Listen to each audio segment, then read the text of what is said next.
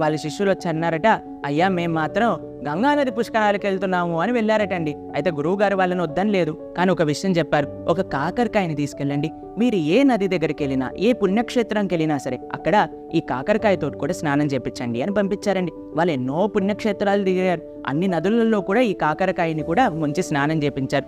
చివరికి తిరిగి వచ్చాక ఆయన అన్నారు, ఇప్పుడు కాకరకాయ కూర వండండి అనగానే చక్కగా వండారండి. అప్పుడు గురువుగారు అన్నారు, తినండి అనగానే చేదుగానే ఉంది. అయ్యో అదేంటి, వీటి యొక్క స్వభావం మారలేదా, ఇన్ని పుణ్య నదిలో వెళ్ళారు కానీ కాకరకాయ తీయగబలేదు. అలానే అండి, మనం ఎన్ని తీర్థయాత్రలు చేసినా ఎన్ని పుణ్య నదుల్లో స్నానం చేసినా మన లోపల నుండి కల్మషాలు ఎప్పటి వరకు అయితే పోవో అప్పటి వరకు మన స్వభావం అనేది, పాపం పోవచ్చండి కానీ పాప ప్రవృత్తి మాత్రం పోదు.